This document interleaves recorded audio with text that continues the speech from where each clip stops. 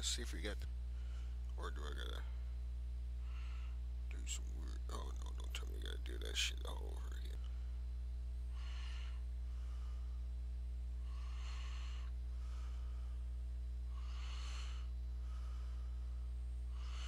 Man, that gets real annoying real quick, like.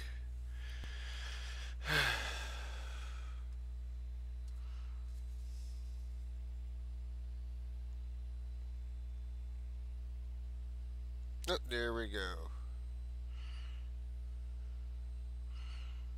Alright, so that's working. Let's video. Edit. Name. If you guys are new to the channel, please leave a like, comment, subscribe, hit that notification icon so you know when I'm uploading and recording.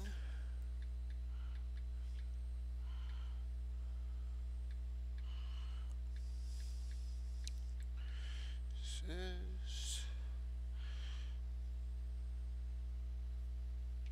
part 1.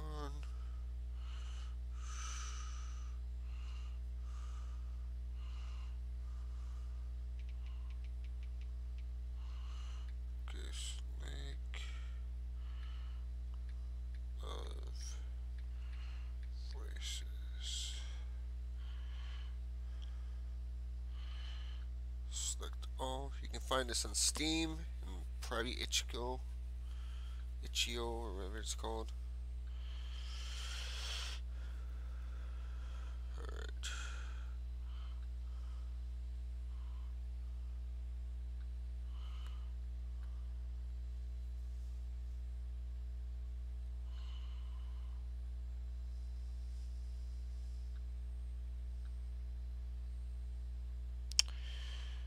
Okay, put live chat back up so I can see when you guys are talking to me. Alright, now we can close this. Go and find the game. No, that's not it. There we go. Around 8 or 9 o'clock, but I kind of slept until lunchtime and just got done heavy lunch. Because of the weather outside is crappy. Nope, there it goes. It's back up. Oh yeah, bring the live chat up.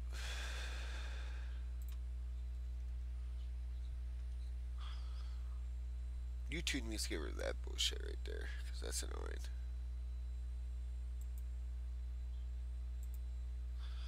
Are you going to work? God.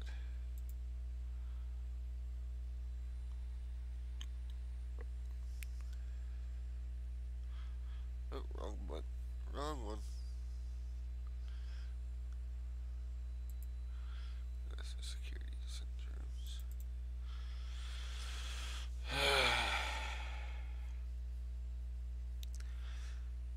Ooh. And for some reason, likes to use RAM real bad too.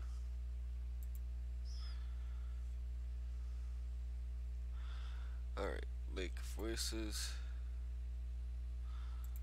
Play. There we go.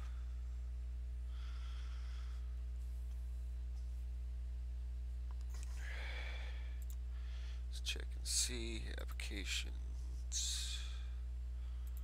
Come on. It says it's running right now.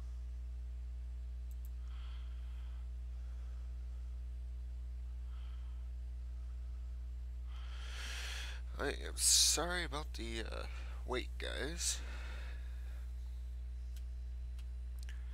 But again, this is what happens when you have an old, outdated PC.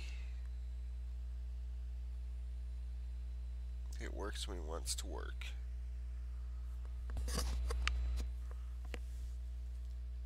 Oh, damn, I slept with it. Oh no. I put it back up like that when I was just got up. I was just about to do some recording. Well, live stream, like I said I was going to do on all my social medias. Well, we're up to 143 last time I checked for subs, so we're getting there. You don't work?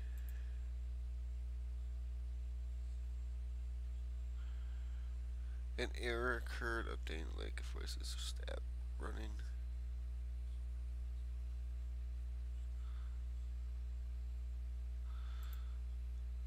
Okay, well, let's try her again. Play. No, we're connected to the internet and all that, so an error occurred. Like, what? Oh. Get rid of one.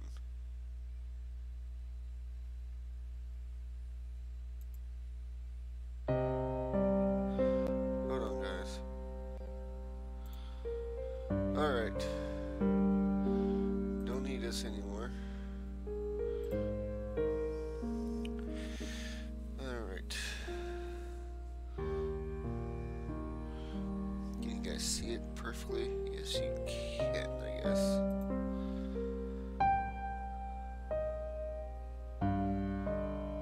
Oh, that's voice acting, so I might not have to.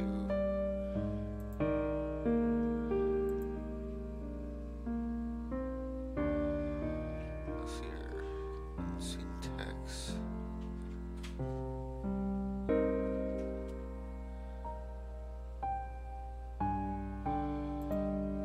We're just gonna go straight full screen.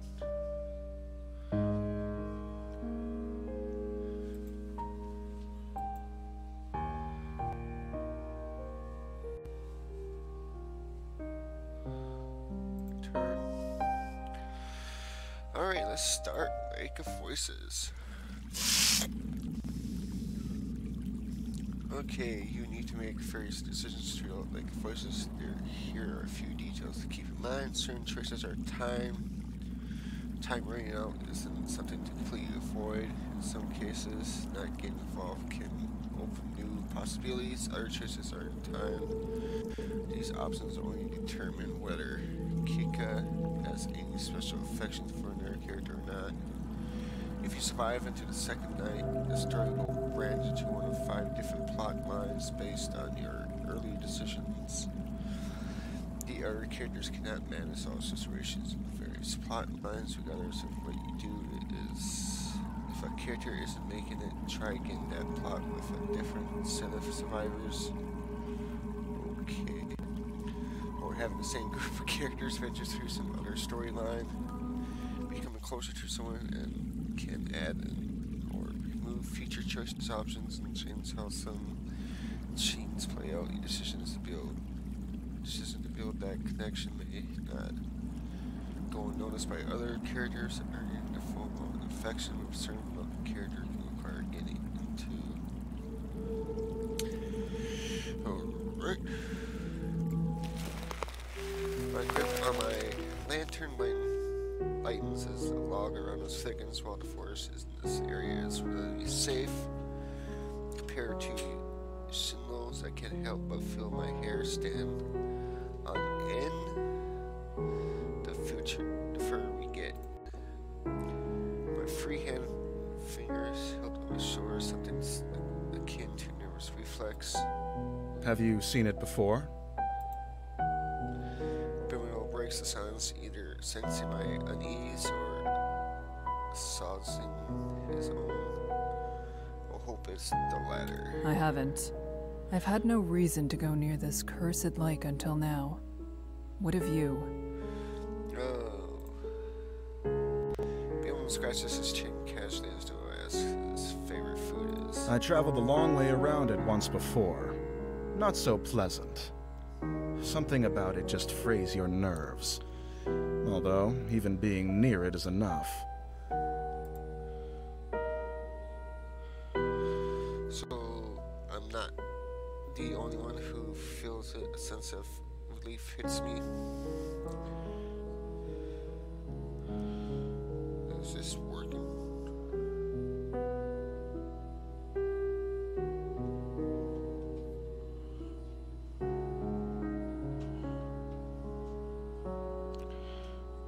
No, we're still live.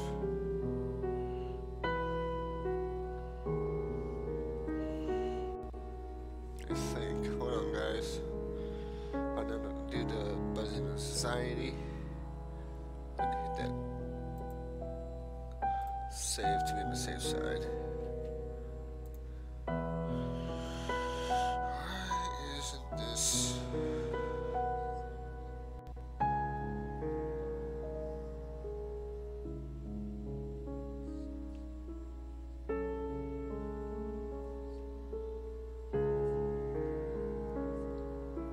I think it had something to do with the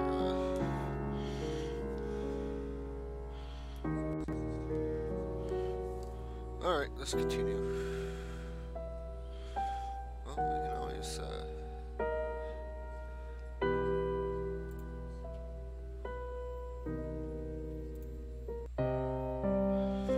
let's go to settings.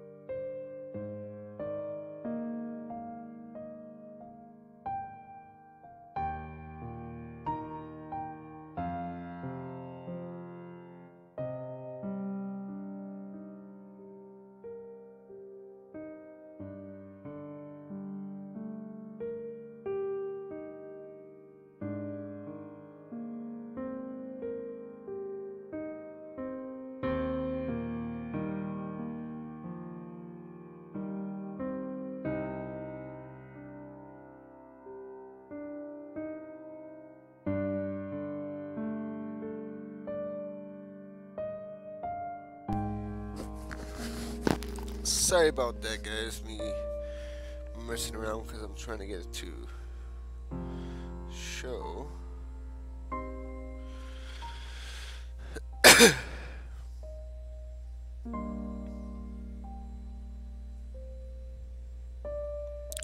If I have to, I will just record it.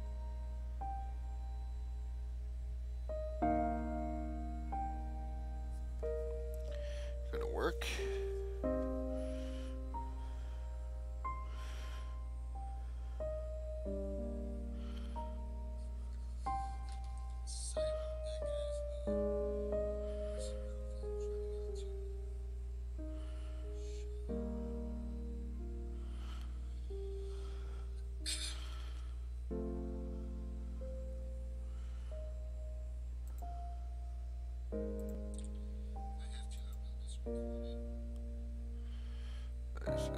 That one's not working. That kind of sucks.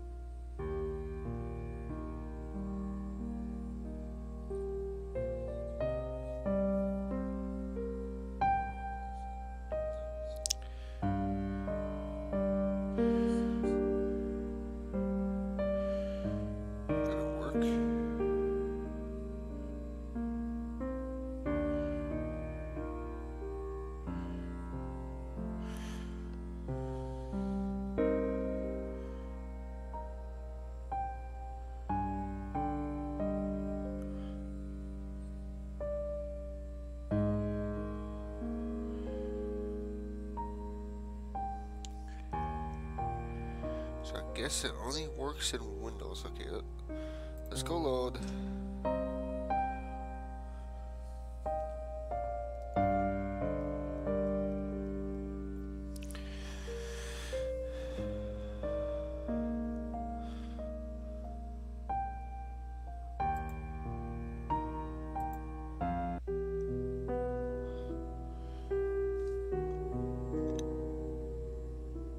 I'm gonna make sure before we continue.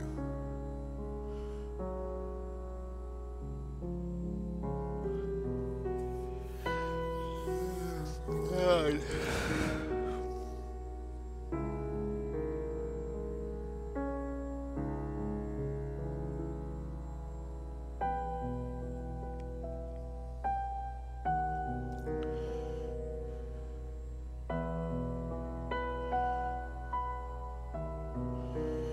Well, then I'm gonna check and see if it lets me go to full screen. Okay, it's working. Let's go to full screen and see if it still shows.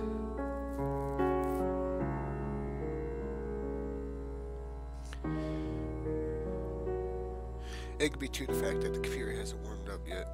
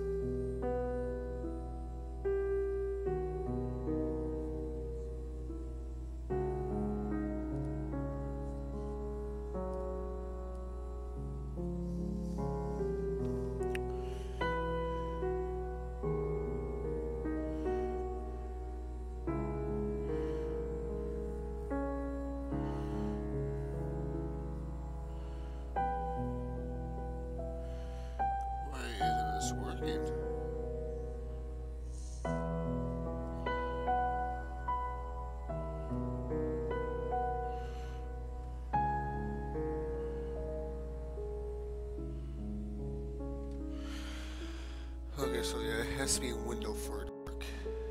Well, that kind of sucks.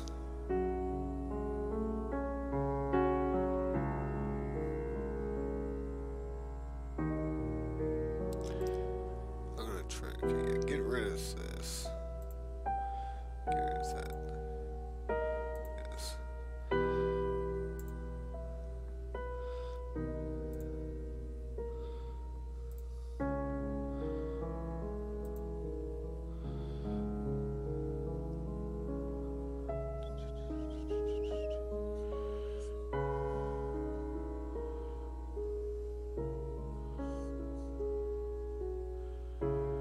capture any full screen application.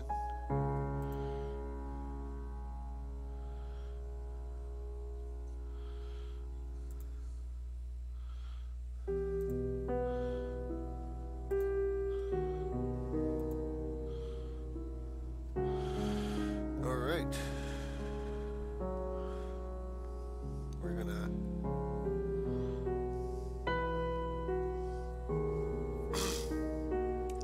well, some games you can use display captures. Other games you gotta use game capture, I guess, for it to work. Alright. It's like a hit and miss with games, dude. I guess I'd be like, oh. Alright.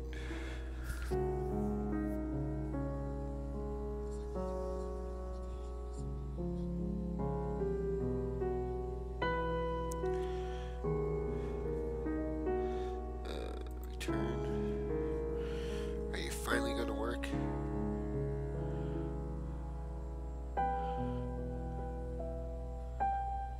It's working. Okay, there we go. The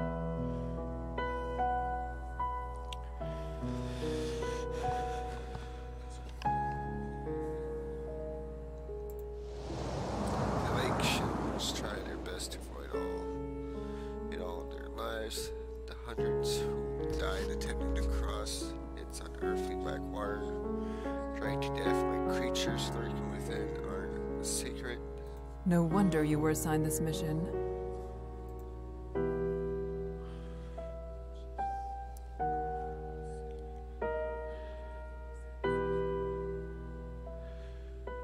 There are a few who had first-hand experience with the place, even from a distance. PeoPle keep being picked whenever they need someone to cross for however long he's with us. Booming little trucks bringing my attention back to the dark path before us. At least we're taking the bridge this time. It'll only take 2 days instead of double that, and the sooner this place is behind us, the better.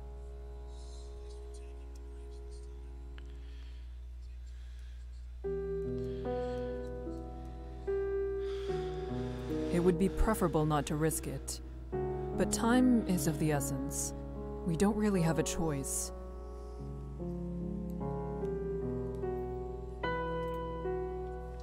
One of our ally villages, Handler, is being harassed by brigaders, a band of ruffians who don't have many guards to send as an assist.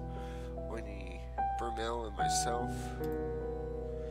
At least we can do is arrive before we are too late to be of any use. These kind of squabbles happen often, but have to be put down lest they turn into a blood grudge or all war. The last we heard, neither options was that far off. I can also see why they chose you to come out here. A glass of Brumel and an eyebrow raise, a slight smile plays across his lips. You're always so calm and so serious. Nothing can get to you. You're the best choice they had. As you prefer it this way.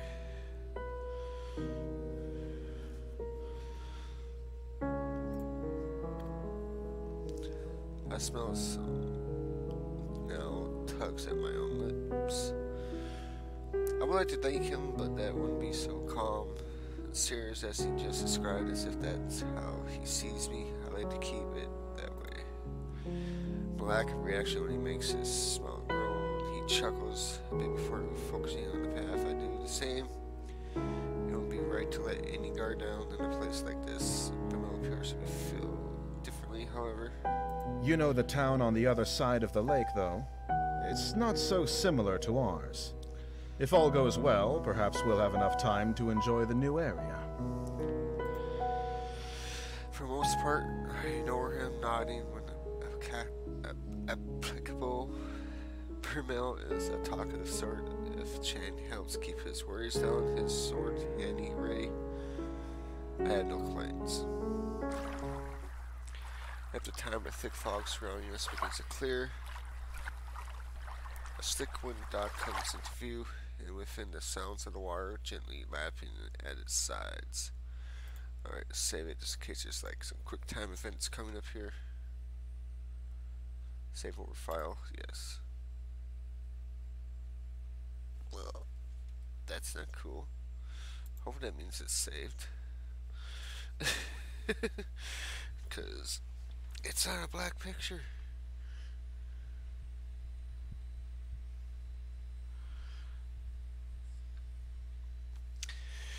I can see that there's some menu. Alright, we gotta do something quick, guys. So we gotta go to Windows.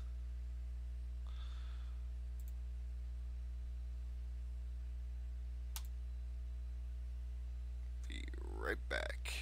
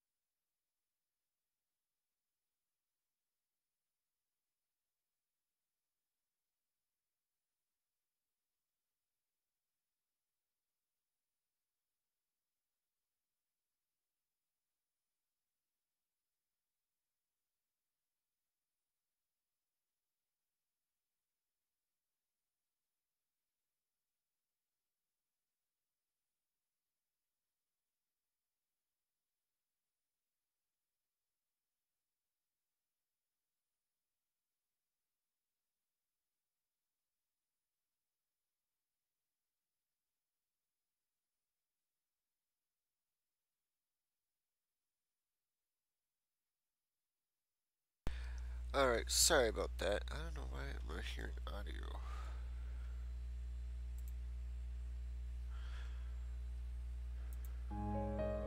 There we go, that's right, because there's no audio. Bermuda shifts beside me, stretching his lantern arm as far as it will go. He seems tense. Someone's already here. Oh, that's creepy. A young woman stands by the dock. I ask, where does she intend to cross tonight? Eventually she has the same question as we step up next to her. It's clear she isn't simply passing by, she's waiting. The stranger nods curtly to us. Margaret. Kika the Steadfast. Bamele. Hello?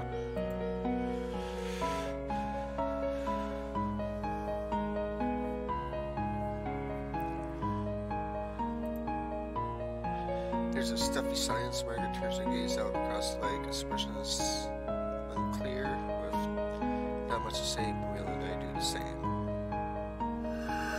From here, the black surface of the lake looks disarmingly calm. Wind rushes across the surface and sound like whispering.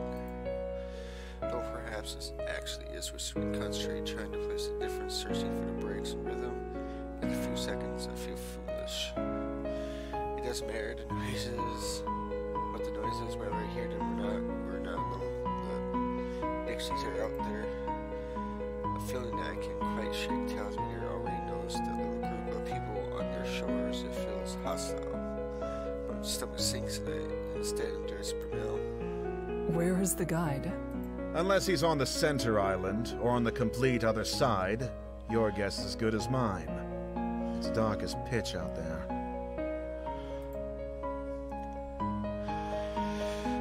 Panic rises inside me. Panic I try hard to quell. We can't cross without him, and we need to get going soon. You can't cross with him either. From beyond us, Margaret cuts in with something like a snort. What? I know the guide will be here tonight. I have already made arrangements with him to cross.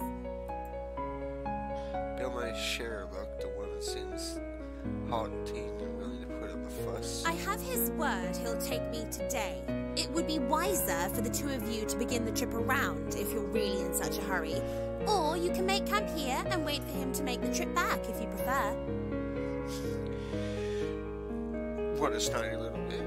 You don't notice that one, we have swords, two, we're on a mission. I don't need to turn my attention to Real to know he's riled up a step before he can say something rash. Even if that is so, my companion and I must begin the trip tonight.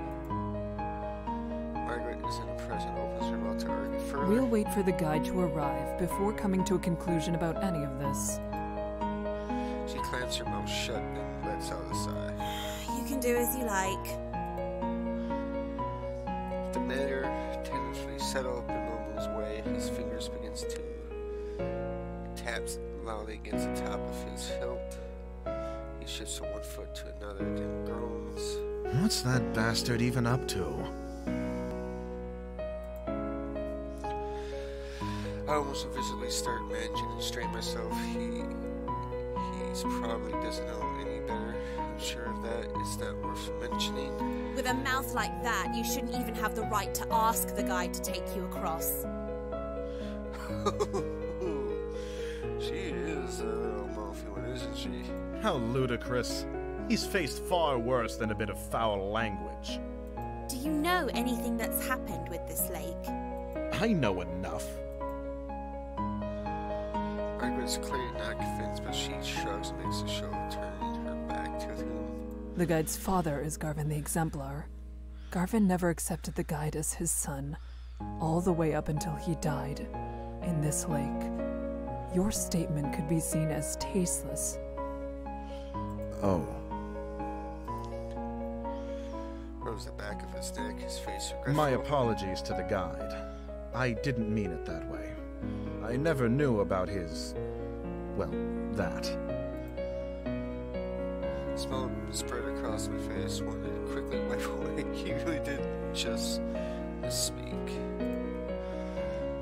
Silence slowly stretches between the three of us, growing more awkward with each passing second. Margaret seems irritated, and Brunel abashed.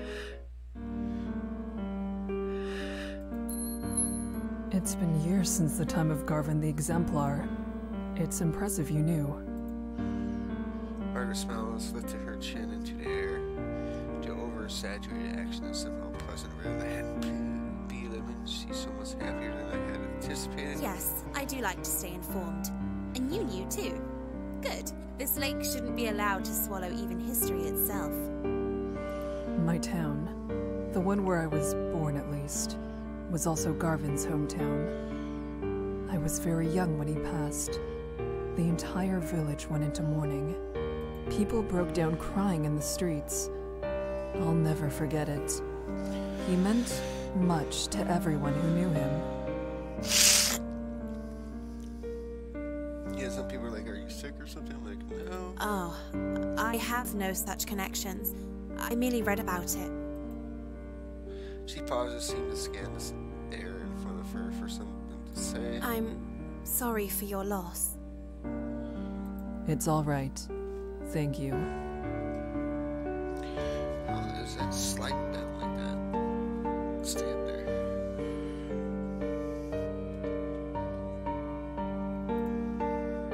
Martel may have taken pride in Garvin the Assembler, but he received, but we weren't the ones who lost the most. That would be his family. We each remained locked inside our own thoughts, and not another word passing between us. Eventually, a small light appears on the bridge ahead, gently swaying through the foggy air. It gets closer and closer until it becomes apparent it's a figure carrying a lantern. It must be the guide, although I can't shake the ghostly aurora it gets off. The figure steps onto the shore, but we wait for him to approach us instead of going to meet him.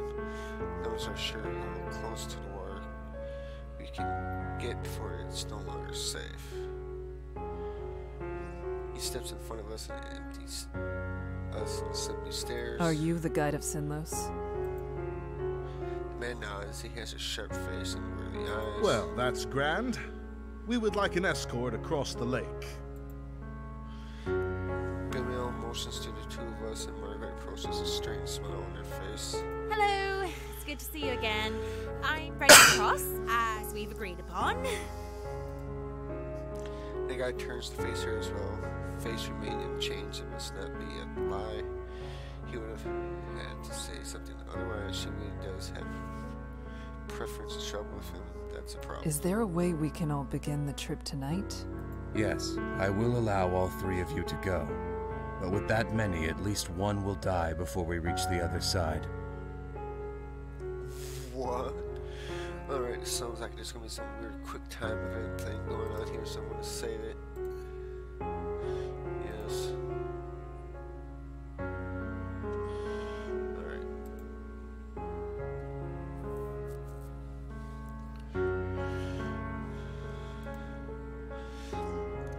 I furrow my brow and stare at addendum, and one offered for a little emotional attachment glares back, asking what we're supposed to do with such circumstances. Alright, 1241. You should go around. That sentence hangs in the air, the second half unspoken. If you want to live. We don't have time for that. There are people counting on us for protection. Why does she need to go? He turns to finger at Margaret, whose face contorts with anger. I don't need to explain myself to you. My journey has already been put off once, and I was promised I could go today. I will be going under any circumstances. She meets Marilla's eyes of gaze of steel. He starts to speak and she cuts in. An extra day or two shouldn't be that much of a problem for you. Whoever you're meeting can surely wait such a tiny amount longer. Patience is a virtue, after all. The night is only so long, and if we're still on the bridges when the sun comes up, we'll all die as they sink back below the surface. If you don't decide soon, no one will be going. Hi, welcome to the stream. Finballer. Yep, 143 subs. My real name's Jess, but I go by my gamer tag. Nbkdelta1. The guy that's just passing it, Stoke. I would almost feel something wrong with him if I didn't share the trait myself.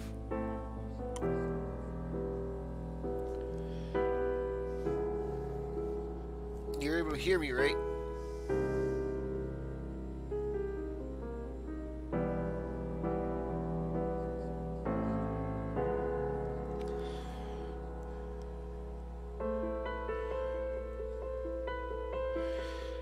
Hey, you're 6, huh? This is all being captured. Oh, that's nice. None of this is being captured. Okay, I gotta do something real quick.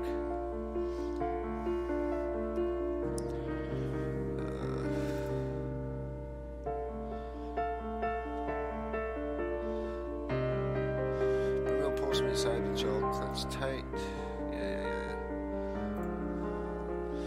I gotta do something real quick, guys, so. Finn? Nice to meet you, Finn.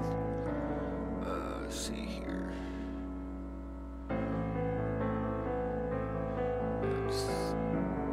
Maybe I gotta make this smaller.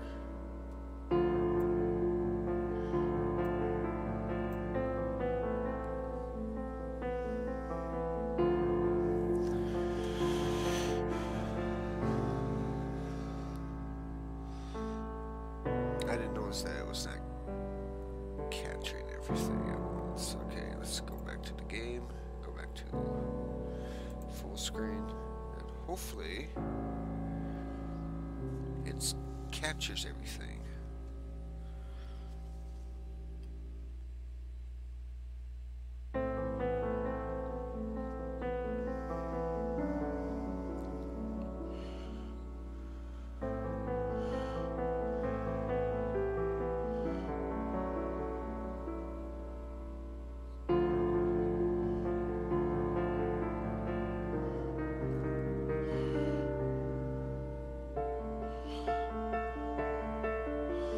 Where's the mouse right now?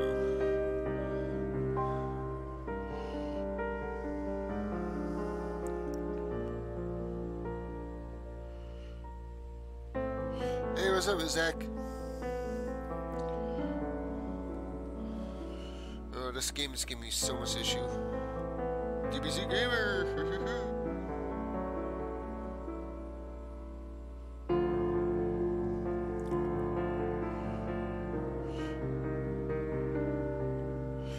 Well, my other subs and friend. Alright, so I gotta go back out again.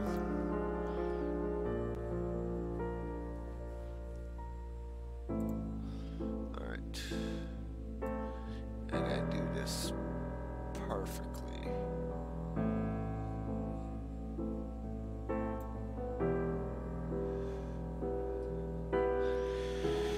Alright, let's try this again.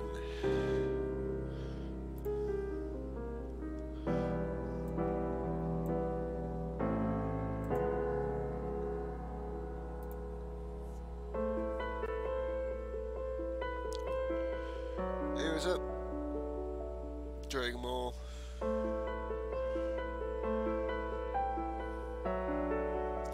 DBZ Mater.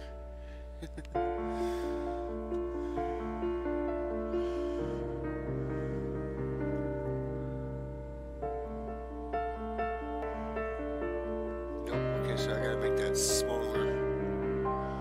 Dang it.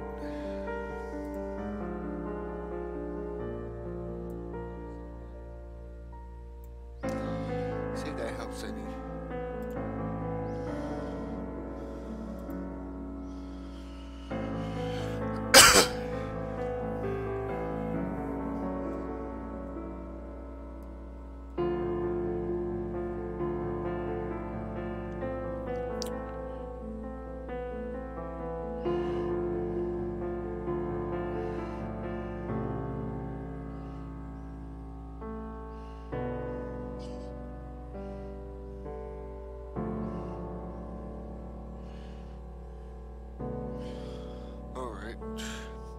now it's all in. Looks like how it should look. It's just that there's a little gap that needs to be taken care of to the left.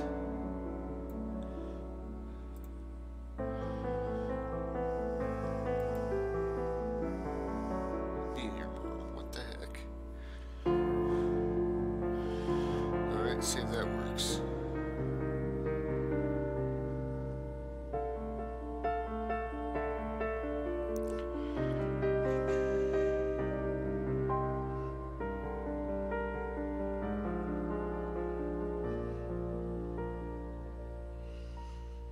That's good enough, I guess. Let's see if the text and all that. So how's your guys' day so far? Me, we got snow outside, so it kinda sucks.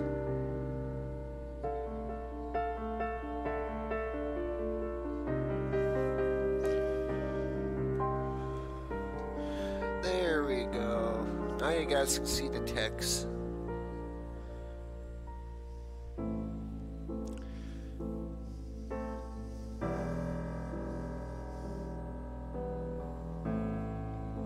Like I said, it's off to the right a little bit. Just gotta do one more thing because I'm a perfectionist and it's gonna annoy me if I don't fix it. Don't know what. Alright, so off to. There we go, that should take care of that hopefully.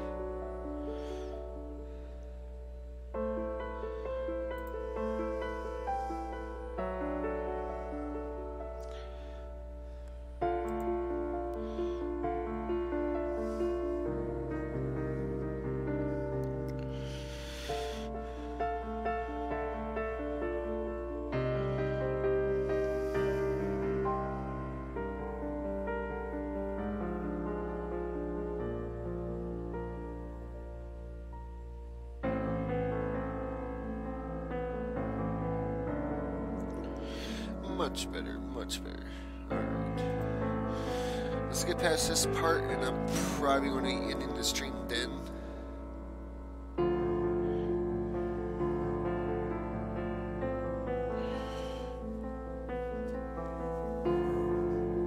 That woman isn't armed. His voice is low, he darts a glance at We can easily get her to back off if we make this into an actual fight. After all, we have to go tonight, yes? If one of us really is to die, it'll be her. Would staying be a worse fate than her death? You never know what might happen though, so...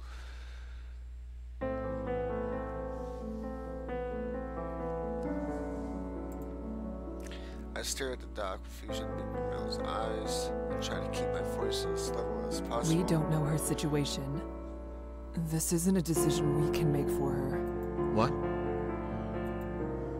People leans in closer, apparently having missed what I said. I moved to sympathy for her in my response when I speak again. The guide won't accept something like that, I assume. His face is grim. Then what else do you have in mind?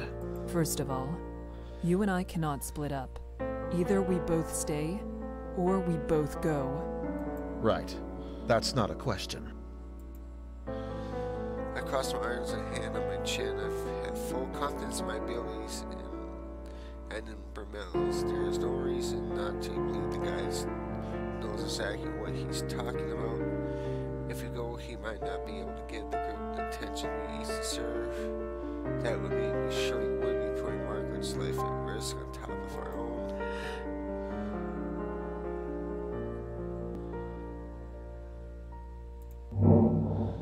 I processed millimeters before I had time to sort out my thoughts. You will stay. What?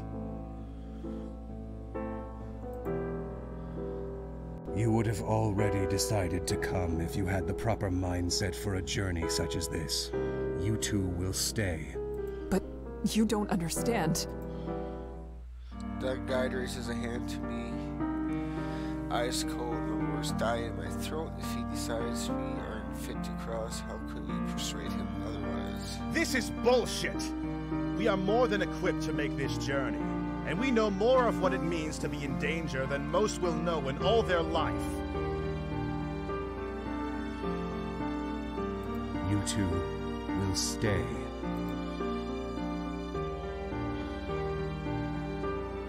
Bermo's muscles tense and I put a hand on his arm. He trembled slightly beneath my fingers, his hands curling himself into a fist, but he doesn't say it, not a word. The guy turns around and heads onto the ridge. Margaret carefully looks from the guy to us. Goodbye. She then steps onto the ridge after him. Bermo sighs, anger racing from him and stay distributed. Farewell. Be safe. We reached Hammer safely, though it took much longer than we would have liked. Much of the village had been damaged or even destroyed. It was my fault for taking so long. I did all I could do. Aid them, defend their own town, and repair what would be salvage. Bill has disheartened by how little assistance we were able to provide. However, he did not deny how fortunate we were to have both made it at all, especially after we got wind of a report of given by the guide to the elders for that night. Every village close enough to symbols gets informed of what occurs in that lake. He does so because communities wish to be made aware of it if they have lost one of their own. This time it was the death of a young woman. The one we spoke to, Margaret, is gone. Oh damn, we didn't even go with the dough. I have not heard nor seen the guy myself since then, and I must assume he is still there on the foggy shore, waiting for desperate souls to seek out his light so they cross like true darkness. Although I regret that I was not able to do more to protect these people, no one admonished me for it.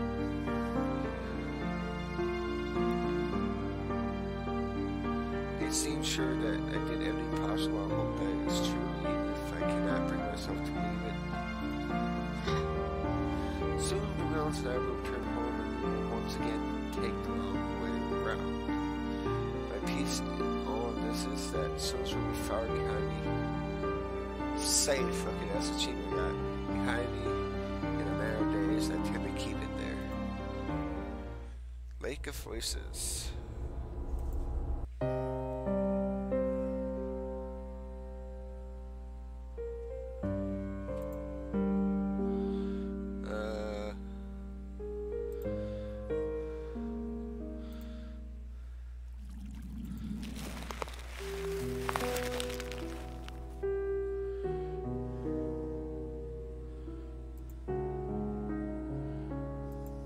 Have you seen it before? Oh my god, are you kidding me? So that was like a bad ending, I guess. Alright, let's go to load. Yes, I will allow all three of you to go. We already seen You this. should go around. We don't. I don't need an extra day. The night is only so... That woman is. We can easily get her to. We don't know her situation. What? The guide won't. Then what else? First of all, Right. And I believe you. And I believe you. I believe we should go. I believe you. PeoPle is firm, steadfastness seems almost weak in comparison to it. Certainly, he addresses the guild. He addresses the guy. We shouldn't waste more time. Let's shove off.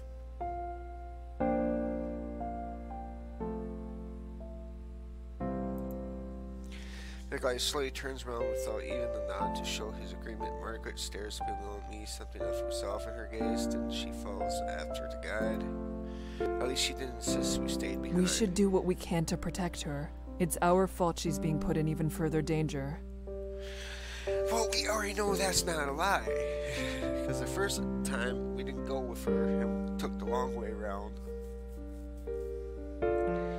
And, well, she ends up dying anyways. Exactly my thoughts. We will take care of everything. Maybe I'm being naive, but I have no intentions of letting anyone fall victim to this lake tonight. Those monsters can starve. He turns to follow the others across. But we will protect everyone on this trip. I will. We will make it through this. Then I step onto the docks and join them. Begin! As soon as I step onto the wood, the temperature drops, the light of my lamp shines against the water's surface as reflective as mirrors until we reach land again. Death is only one small mistake away. We fall into line with the guide leading the way. Margaret stays close to him and I'm behind her, watching to make sure she doesn't slip onto the slick, wet wood. Brumel brings up the rear. So apparently we're like walking across like what seems like a wood platform going across the lake. I thought it was like a boat that we'd be hopping on.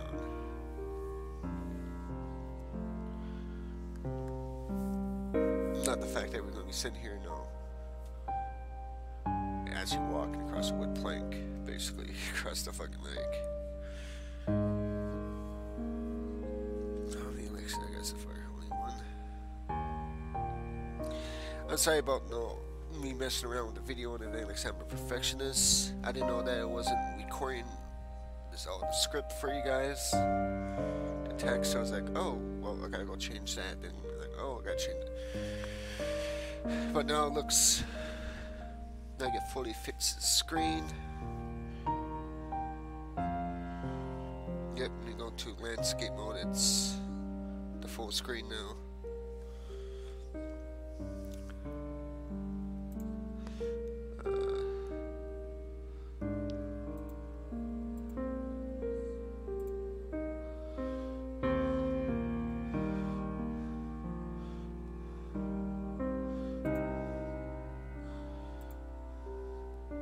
I am going to take a little break here. So I'll be right back.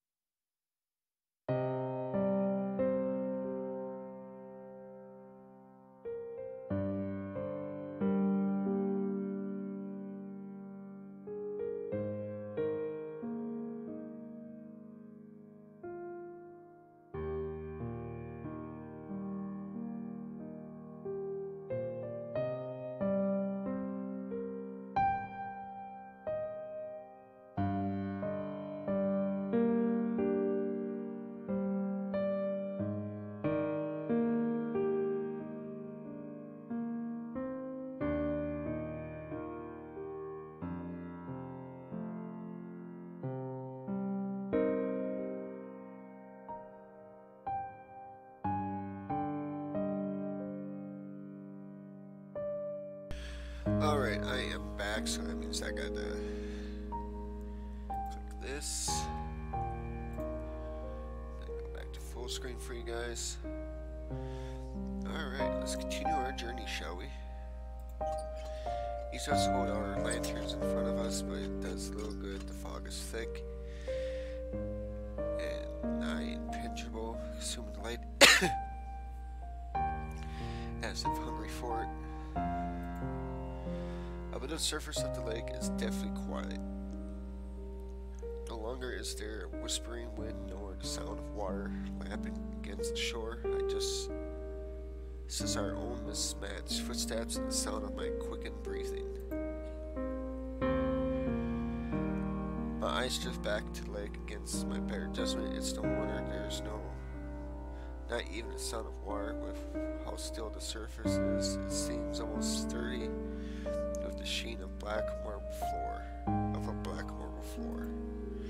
I've heard rumors that water shallows is heavier, more difficult to disturb than natural water, that just the weight of its oppressive cling is enough to keep someone down even without them. Something even darker than the base of the lake flickers just below the surface, or at least I think it does. I turn my gaze to Margaret's back. It's better to stay focused. Fall back a bit. You're following me too closely.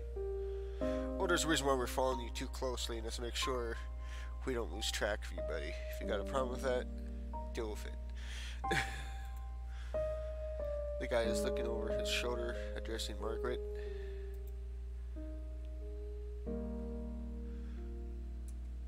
What just happened? I'm sorry. If someone gets pulled into the lake, they'll instinctively reach for anything to hold on to. Do not let that be you. Margaret's shoulders rise and she nods with great seriousness. I understand. Thank you for the advice. He ignores her gratitude. You can speak amongst yourselves if you so choose, as long as you pay attention to where you're going.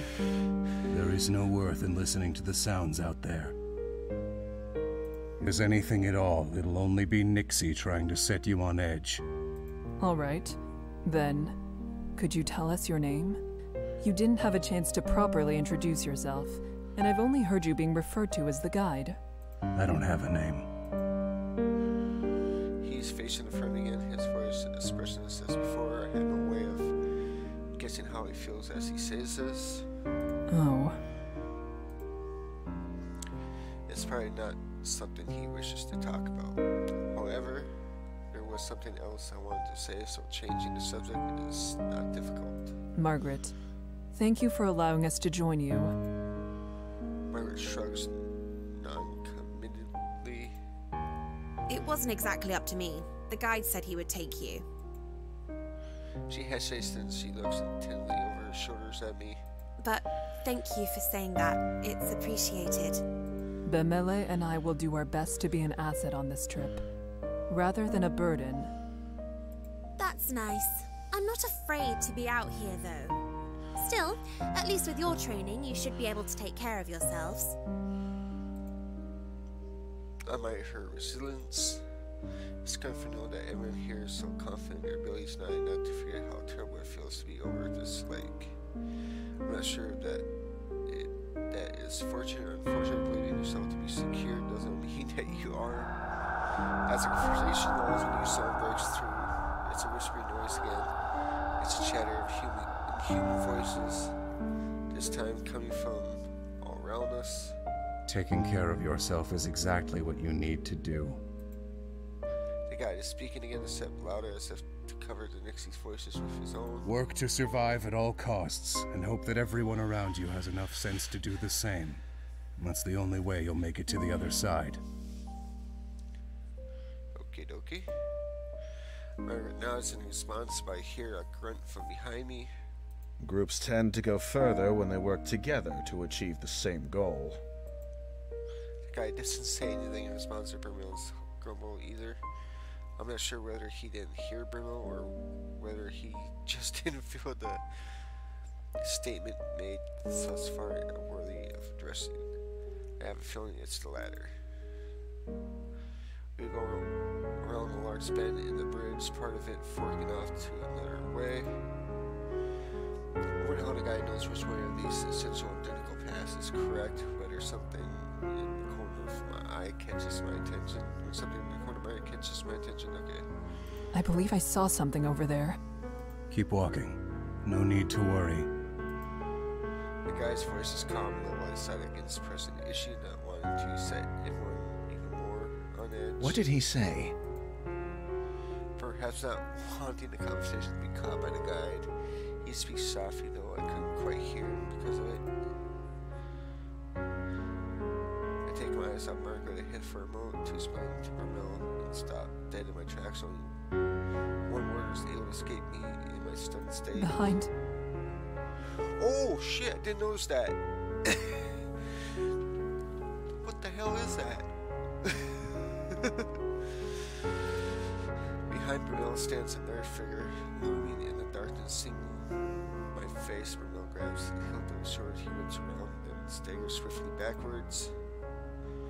7 meters away, a crooked, twisted black figure hobbles his way towards us. Some kind of liquid drips off its head. Curling around the edge of his face, it almost looks like it's crying.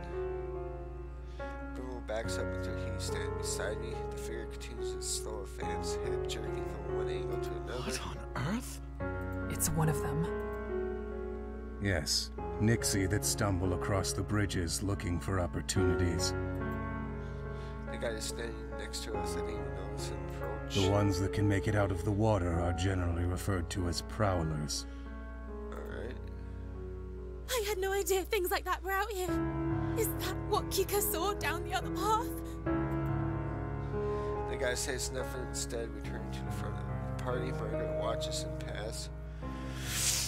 Her frustration morphs into nervous optimism when something seems to come into her mind. Well, Nixie aren't slowed down much by swords, but at least the light keeps them away, right?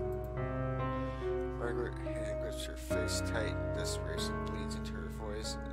I bite the inside of my lip. Direct light will force it to return to the lake. However, it'll try to drag the light, or you, down with it before it goes. Oh, that's nice. Instinctively, I reach for the hilt of my sword, despite the fact that it would do little to protect me. The prowlers getting closer, jerking forward, stopping them, resuming its slow advance. Okay, does anyone have a light we can leave here? That way it won't follow us. Only matches. Brumell spits as one bringing up the rear, so he's the one most likely to be in danger. He keeps falling. The guy who ever moves forward. Don't forget it's there. Don't let your guard down, and don't get left behind. What? How am I supposed to keep walking with this thing at my heels? You said it wants to attack. Don't give it the chance. Brumell sputters in anger, and the guy simmering ignores him. A solid grab hold of Brumell's upper arm. Here, I'll lead you like this, and you can keep your focus solely on the Prowler. Make sure it doesn't get too close. Brumell's eyes the guide with unresolved hostility, but allows himself to softly sigh in relief that he gazes at me with fondness. At least there's someone I can count on. Despite the fact I'm going against his advice, the guy says nothing more. It's clear now that he doesn't give a damn what we end up doing. Some part of me is glad for that.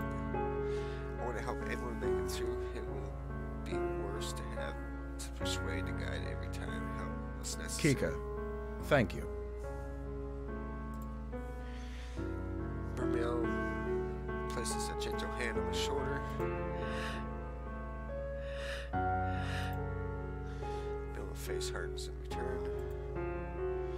He moves his free arm down, fully sink his arm with mine, and now properly sheltered. Settled, look forward. Margaret's following the guy with some reluctance, turning back every so often to check on us. I wave my leg to assume we're catching up.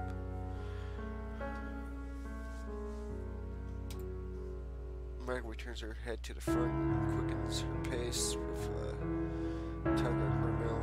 We start to follow them. The four of us continue cautiously over the bridge, only this time the wet, squishy footsteps of the Prowler join the sound of our own.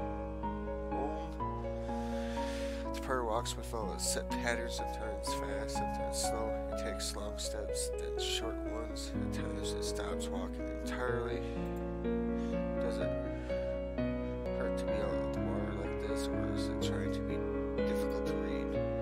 Suddenly the whispering in the lake grows louder. I still myself try not to let it get to me. The most important thing in a situation like this is to remain calm. I can't lose my head. Then all at once, I noticed the guide in my rear had come to a halt. Emily, they're stopping. Emily slows down as I do, and we hear Margaret's back. She says with something akin to distress. There's another one. Oh, that's nice.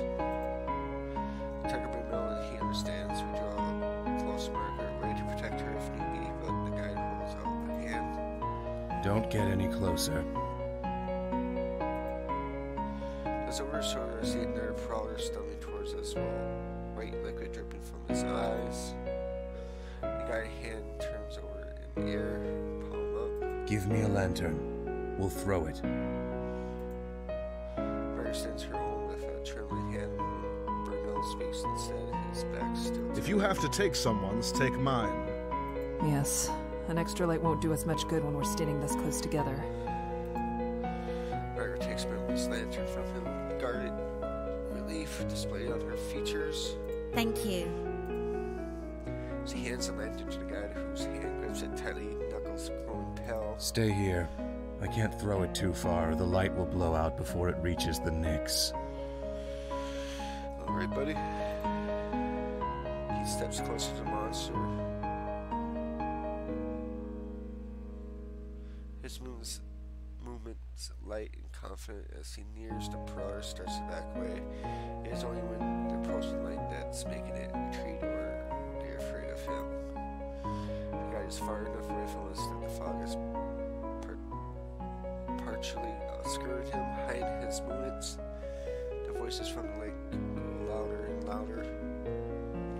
Water slowly begins to splash across the lake in the distance onto the edge of the bridge. They want him to mess up. I don't know how tense I am until Brumell eases my grabs on his arm. Poor guy. Then suddenly the guy takes multiple long and fast strides forward, throws the lantern, and jumps backwards to regain the lost distance. sharp hiss and then a deep splash, and the voice of Nyx grows quieter, not silent but quieter.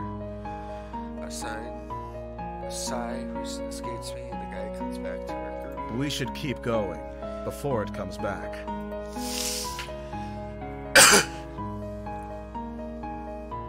I glance at Brumel and realize he too is looking relieved at the guide before us.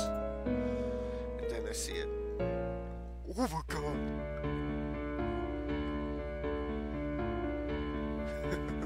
The first prowler is still there. It's right there. I shift around, pulling Brumel behind me. The prowler lunges at him, barely missing Brumel, but striking my lantern instead. The fire goes out, and the two of us are plunged into earthly darkness. Then there's a slick splash of lace, and Nyx has retreated into the water. Somehow Brumel and I are still standing. We're still here. Kika, thank you. I can't respond. Something cold, wet, and slimy has grabbed my ankle. I kick my leg out as fast as I can, and Nyx hold slips. It can't pull with the momentum I've gained against it. Margaret rushes to my side, her lantern hanging out towards Nyx. The light brushes his face. You see it for an instant. His eyes wide, and then slides back into the smooth surface of the water. Brumel grabs Margaret and I, both helping us towards the center of the bridge, and cussing out his breath. I only looked away for 1 second.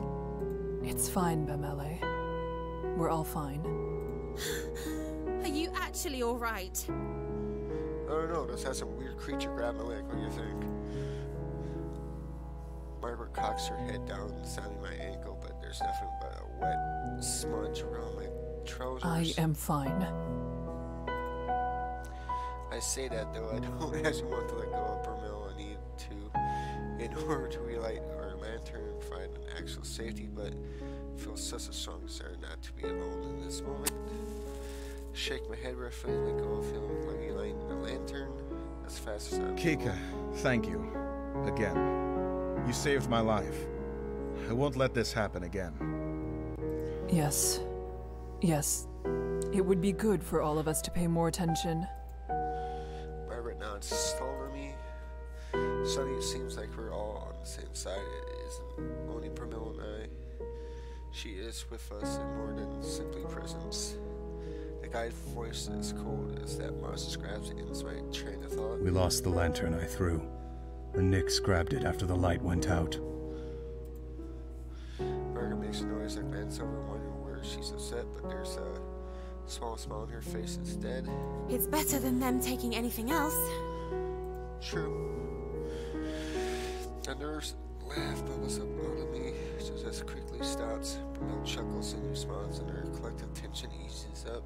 Adrenaline draining from our bodies. We need to keep walking. The guy starts down the bridge again, and we join him.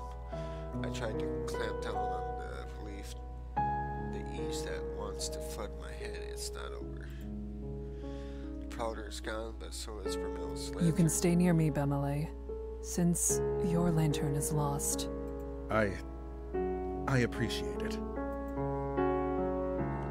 Margaret goes on ahead of us. Brumel stays by my side as I keep at the end of the line. The breath released from Margaret and Brumel is quickly swallowed by sober atmosphere as well, replaced by gravity of near-death experience. Never mind, sprained his survival. Something like that shouldn't have happened in the first place. The memory of the prowler reaching out towards us appears each time I close my eyes. Why does it look like something's dripping down their faces? Good question. Prowler's on Margaret's mind too, looking at her pain expression. It's still the moment of relief, never resisted. I'm not sure. Me neither. Something's wrong with them, though. They live in water. Air shouldn't be good for the things, but they want to drown humans so much they're willing to drag themselves around on land. It's not right. Of course it isn't. They are monsters. They're like to likely did not understand even the concept of right and wrong. Well, I don't disagree that there's something very wrong about them. I truly, truly hope that's the last we'll see of the Prowlers. Not if you ever have to cross this bridge again. Something comes to her mind, causing Margaret to end her part of the conversation early. Since you two have to share a light, would it be safer to be in the middle? No, lady, we're trying to keep you safe. Margaret stops and waits for Bill and I to reach her position. That way, you'll catch the edges of my light and the guides, and it won't be so dangerous if Bamele loses his position momentarily. That's a very kind offer, Margaret. For most surprises, so apparent I didn't want to cover his face with my hands to stop him from insulting her. She merely smirks. I think Margaret may be surprised with herself too. Romeo returns her as usual. As thoughtful as it is, I, at least, am fine with bringing up the rear. I'm used to keeping watch for monsters, and since there are two of us, I can pay attention to the back while Kika focuses ahead. It's not my light, though, so I shouldn't be the one to decide what she should do with it. Margaret and Bill turn to look at me in unison. Seems like it's my decision. Leave it more wrong as for me, my goal is to protect everyone. I can't very well do that with Margaret falling behind us. But being stuck in the middle of the group could also be dangerous depending on what circumstances we come across. Getting pictured by an enemy would be almost sure death no matter how experienced Bill and I are. I still don't know what to expect from this bridge, and that makes things so much more difficult. So you're staying behind? Seems like it. Yes, I think we'll be good here. But really, thank you. That was a very kind offer. Hopefully that was a good, smart choice. Well, alright. Margaret respects our decision and trots ahead a bit to catch up with the guide. He who has paid no mind to the entire affair. So, I don't want to sound like a child, but how much longer until we arrive at the halfway point? Margaret chuckles, reflecting amusement. I don't want to vocalize. We still have some ways to go. Jesus, this is way longer than the first part. Damn. I express my laughter yet again at his pun response to gloom we've been under. Dissipates slightly, like light flickering through the fog. The first trial tends to be the most difficult. I believe we will only react better from this point on. I hope so. I like the way you think. Then a gleam enters Ben's eyes and he grins. I think Kika deserves a round of applause. Her quick reflexes are owed the utmost appreciation. He leans softly to my shoulders, trying to get me to what? It was indeed a sight. You're quite capable. Bemele was also a sight, but for very different reasons. The way he froze with his mouth all agape was a laugh in itself. Bill shakes his fist at Margaret, mocking her, and shoots me an affectionate look. Okay. You should know, she and I are usually on equal footing. The only reason you had footing at all is because she pulled you back.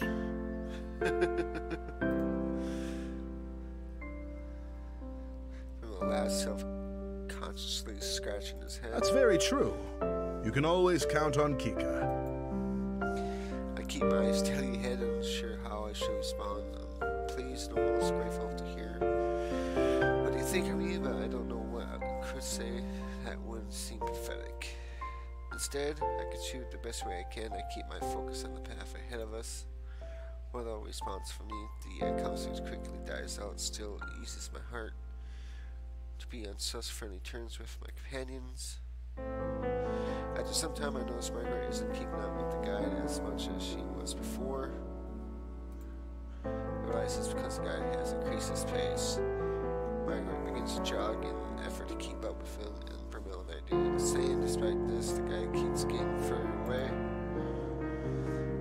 faster and faster until suddenly we were full and sprinting across the thick wooden boards.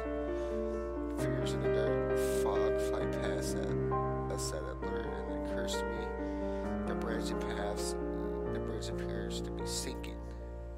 I try hard to swallow my rising panic. The guy shouts something, but it's drowned out by the frantic pounding of our footsteps. I'm trying to piece together. He said, "Don't stop, turn." When he takes a masterfully sharp right down a different path, he's in his own momentum, and the sleek wood slide into the new direction with no less loss of speed. Margaret must not have worked out the one either, as she is completely caught off guard by the guy's changing course. She runs straight ahead past the turn and continues down the path we've been following up to now. She clumsily begins to halt her momentum down the wrong bridge. Then I come upon the fort.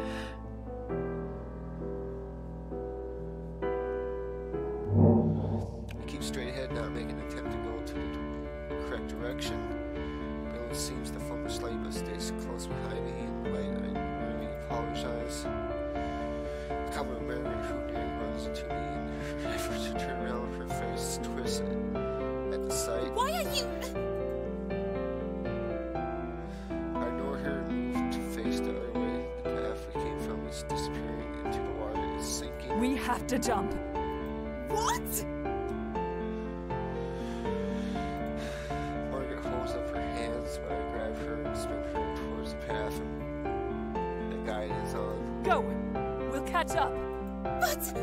Bemele and I will have to jump together. He needs the light.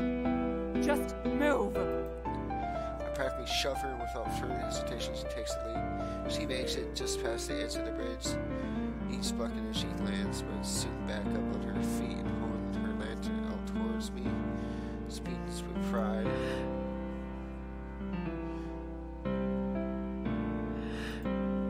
I gesture down the bridge to guides to rapidly fading light. Margaret slowly nods and then runs after him. Here. I've been in my hand, tightening my grip on my lantern. Bill sets the offer, giving it a brief squeeze. Tight smell of plaster cells across my face as I try to calculate the distance between our bridge and the earth. Then the ground starts to shake. Jump!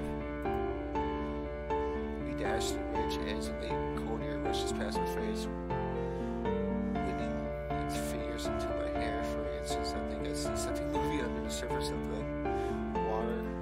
Then we land hard on the one bridge. Bill lets out a sigh of relief as we both quickly get fully back on our feet. Stay close. We need to run. I'll be right behind you. I take off, not bothering to assure Bill is staying true to his word. I know he'll follow. The guide faint light mounts in the distance, a clear signal that he's still running. I focus everything I have on catching up. Slowly begin to close the distance. As the night wears on, our strength rapidly fades. Even my stamina is being challenged. I can't imagine what this must be like for Margaret. She's holding her side as she runs, clearly cramping from the exercise. As longer as this lasts, people have to rest sometime. Almost as if in response to my thought, the guide really halts. I skid to a stop as well, sliding on the surface of the wood. Why did we stop? Big old voice is tired, but his guard is up. The guide doesn't answer, just stares at something slightly out of view. I step up to join him, following his gaze further in the path. Don't tell me there's another one of these creatures waiting for us.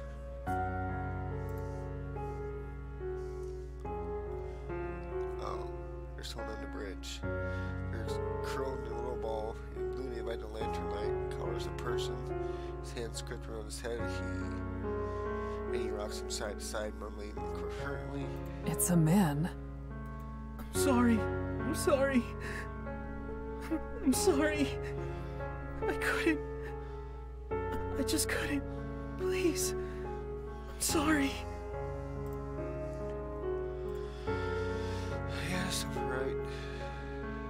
Holy smolies, guys. How long have I been recording for? That is a good question.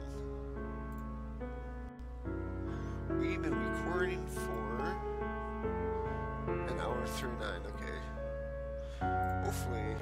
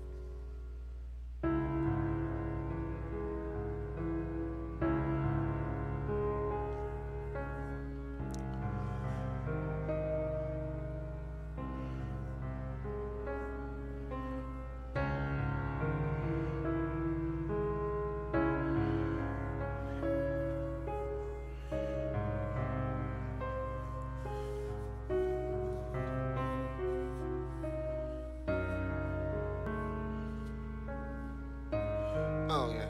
Well. I was sitting there thinking the stream paused or something.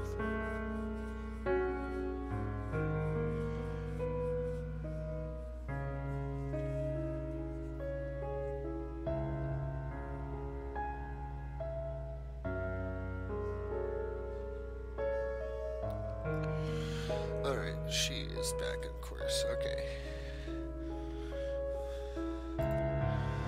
Unstuck with an array of questions. What's going on? Why would he wander out onto the bridge on his own? Did he make it this far by himself? Or are there others with him?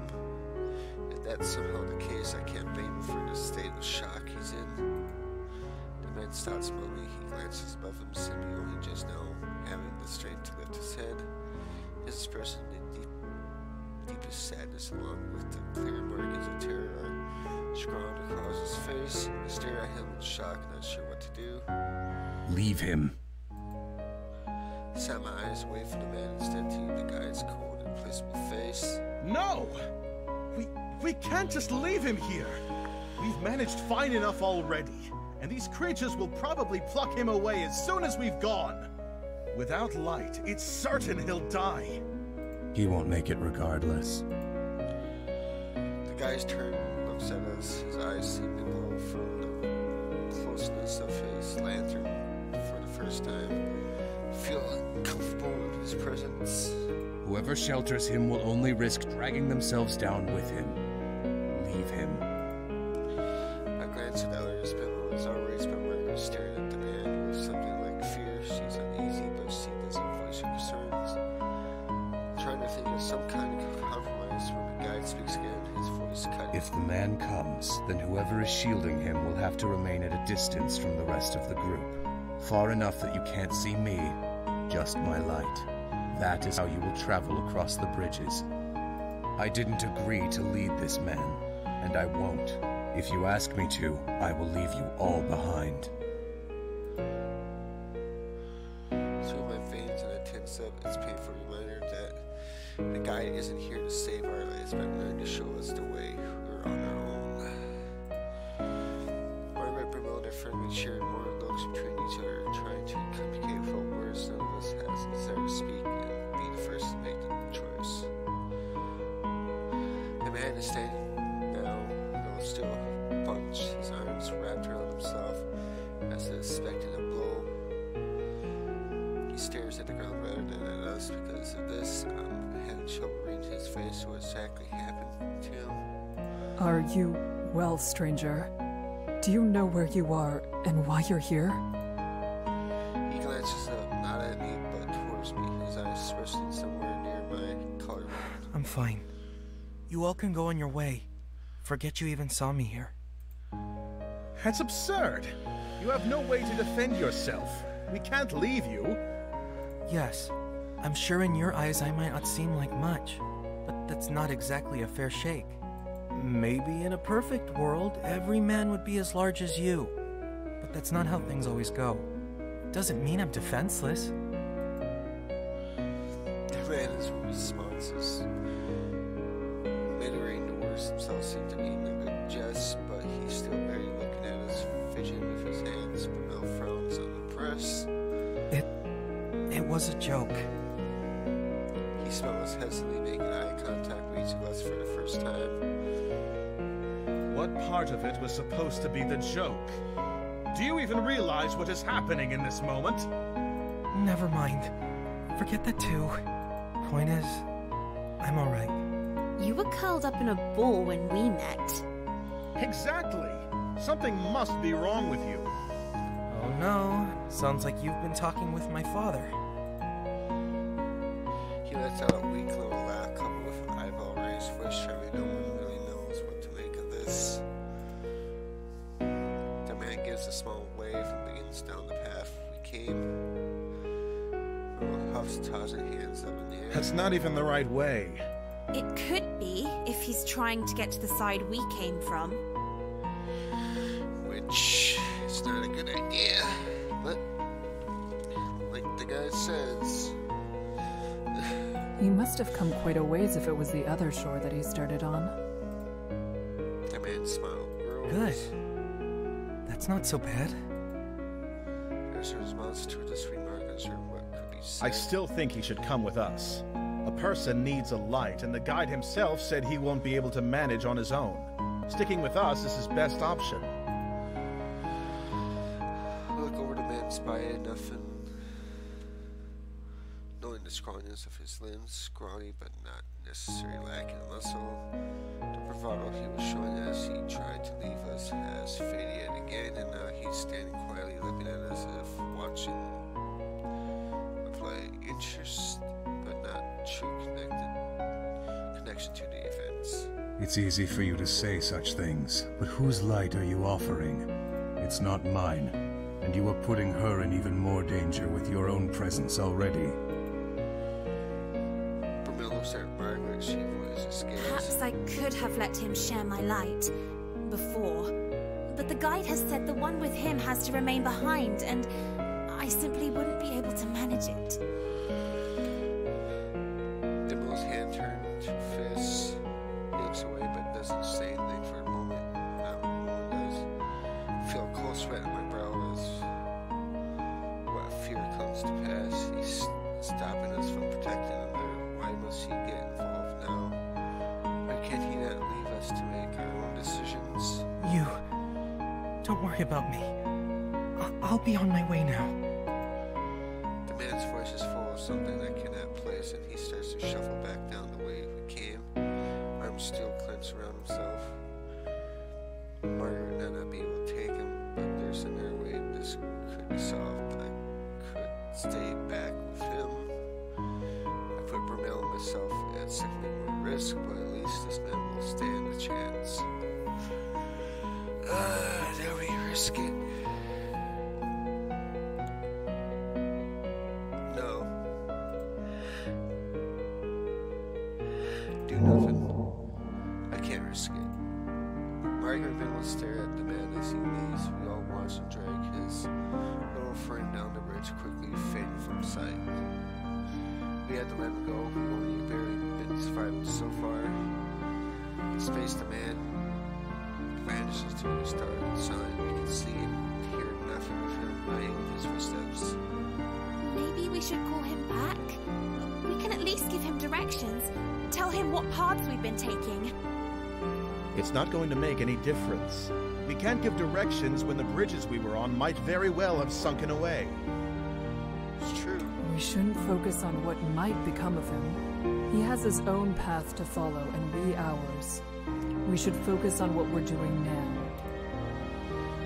Of course, it's not really might, but we have to get through this somehow, and being weighted down with guilt won't distract us. We got here smooth again at a quick pace. After a moment, hesitation, one last glance to truly lifeless fog, we ran to catch up to him. We walk onwards in silence. Our party hasn't changed. The stranger was never added to it, so it's not as if it makes sense to listen, but there's a sense of loss all the same. One even ten's worth. I keep thinking I should have done more. Should have pushed the guide hard to change his mind so it was less dangerous to keep the man around. Skull, I'm not going to forget that man. I will never forget him, but we still need to get through this. I curl my hands into fists, hoping to strengthen my resolve, and I push forward. We turn on a different path, and the guide stops. Ahead of us stands a group of prowlers. At the sound of us, they turn their heads in unison, as if they knew we were coming. I inhale. Not again. Dude. The prowlers wriggle somehow, their skin moving more slowly than it should, sliding across their skeletons. They laugh.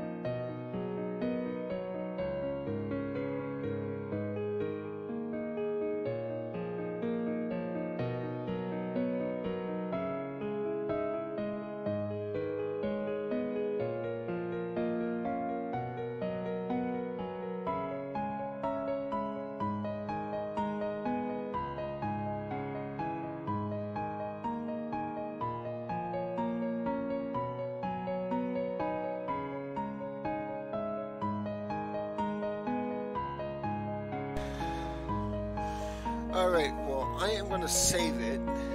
We want to end it here. And we might continue this on Tuesday. Or I might play some Final Fantasy 9. So it's a hit or miss, depending on how many likes I get for this. So let's go with 20. Sorry about the stumbling around we get into the record properly for you guys. But like I said, some games you gotta use this different recording program, some you don't, so we can go right at the bat. So we see you guys in the next one. Bye bye.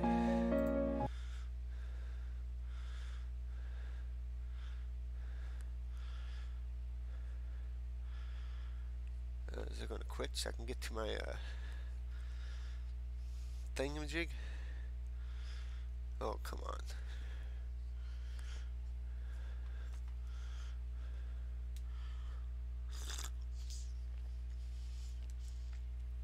Plus I have room inspection Monday. That's right, there's not going to be nothing on Monday.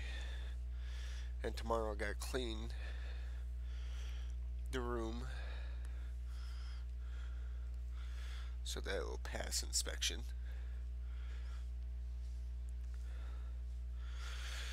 And hopefully the snow goes away again.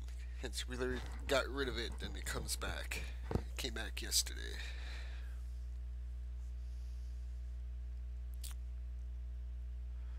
Okay, you are taking way too long, so I'm going to have to go control.